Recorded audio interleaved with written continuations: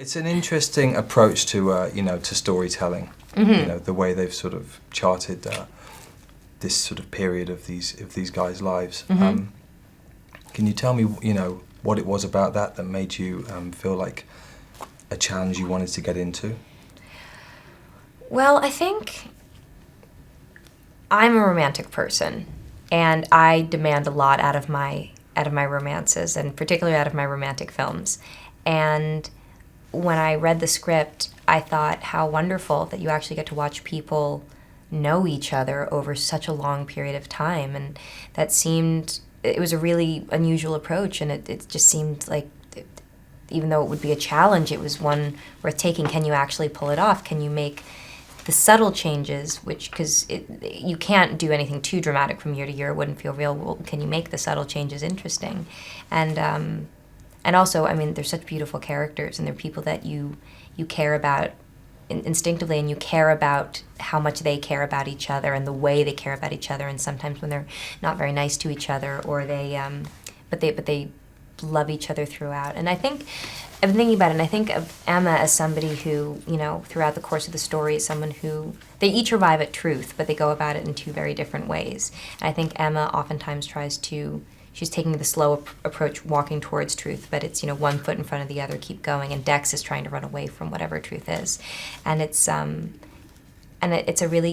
very unusual, cool thing to get to see two characters go through their own stories and then have a story together. And that really appealed to me.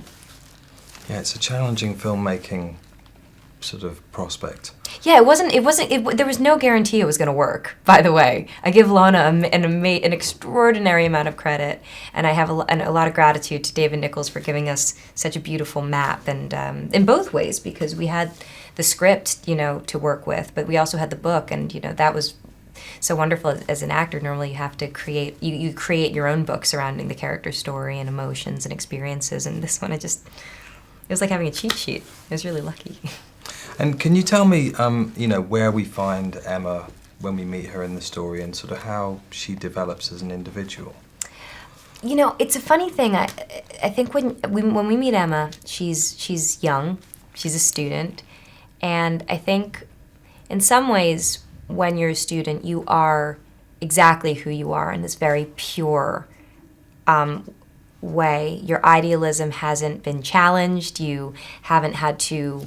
The world hasn't come at you. You haven't had to bend anything or change or compromise in any way. You are very much yourself, but in this very contained, small world.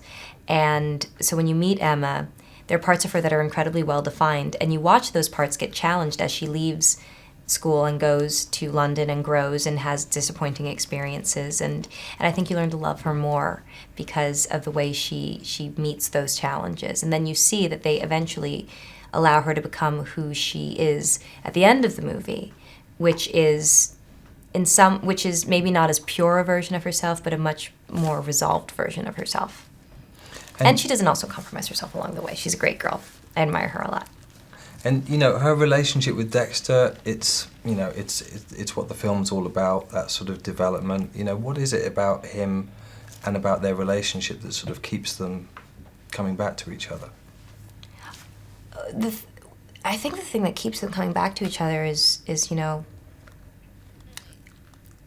mystery of love. I mean, I don't know that I can answer that. It's just, you love someone, you can't walk away from them, and people far more poetic and intelligent than I have described it, but it's very unique to the person, whatever it is, and I think that it's that feeling, of just caring about someone, and I think they don't need to just be one thing to each other. They don't need to only be lovers or only be husband and wife or only be friends or, only be drinking buddies. I mean, they actually are, they can be so many things to each other, and I think when you find that in someone, it's very, very rare, and I think that it's part of the reason why they keep going back to each other.